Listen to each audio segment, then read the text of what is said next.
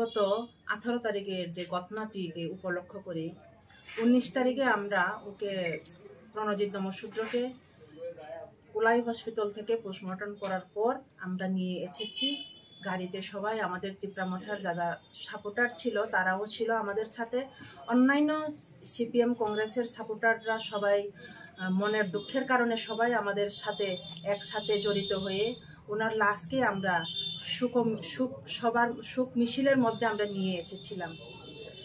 এর মধ্যে অন্যান্য পলিটিক্যালের ক্ষেত্রে সবাইকে সারা যার যার এরিয়াতে মৌন মিছিল করে নেওয়া যায়, কিন্তু আমাদের প্রণজিৎ নমশূদ্রকে আমরা নিয়ে আসার কথা ছিল কমলপুর হইতে। আমরা কমলপুর দিয়ে মরাসরার দিক দিয়ে ঘুরে আমরা যাওয়ার কথা ছিল, কিন্তু আমাদেরকে এরার পারে আমাদেরকে আটক করা হয়েছে প্রশাসন।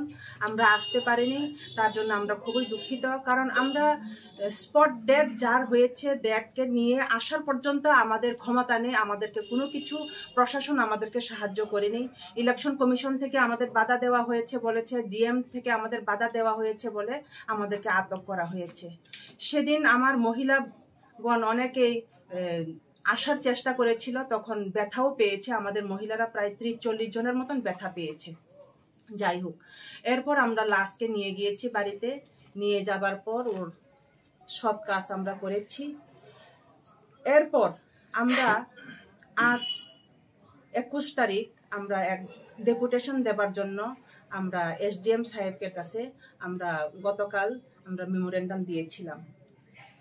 আমাদেরকে এমনভাবেই বলেছে যে না, আপনারা কোনো মতেই এত লোকজন করে, এত বেশি লোকজন যদি হয়, গ্যাদারিং যদি হয়, এখানে একটা প্রবলেম হবে বলে ইলেকশন কমিশন থেকে বলা হয়েছে, প্রশাসন থেকে বলা হয়েছে। তার জন্য আমরা করতে পারিনি, তার জন্য আমরা খুবই দুঃখিত।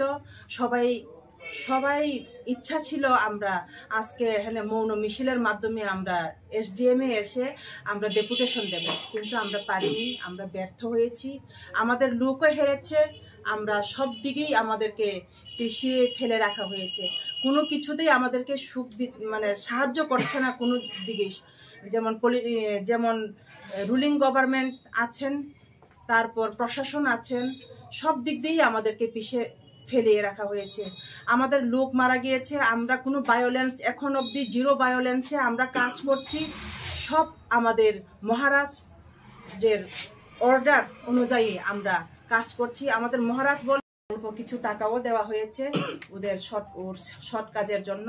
আর আমাদের তরফ হইতে TWF, TEF সব সম্প্রদায়ের সব সংগঠনের লোক ওনার বাড়িতে এসে প্রত্যেকটা দিন ভিজিট করে যাচ্ছে। সেন্ট্রাল হইতে ওরা আসে ভিজিট করে যাচ্ছে। তাই আমরা দুঃখ প্রকাশ করতে চাই। আমরা চাই এখন এই বিজেপি সরকারকেও আমরা বলতে চাই, রুলিং গভর্নমেন্টকে আমরা বলতে চাই, যেহেতু আমরা কোনো কিছু কাজ করার আমাদের সুযোগ দিচ্ছে না, তারপর আমরা এই দুঃখের অনুসারে আমরা আগামী সোমবার, আজকে শনিবার, আগামীকাল রবিবার, সোমবার 23 তারিখ আমরা সারা ত্রিপুরা রাজ্য তো বলছি না, আমি শুধু আমার কমলপুর সাব ডিভিশন 2টা কনস্টিটিউয়েন্সি ধরে সুরমা বিধানসভা এবং কমলপুর 45 বিধানসভা, এই 2টা কনস্টিটিউয়েন্সিতে আমি বন্ধ জারি করব।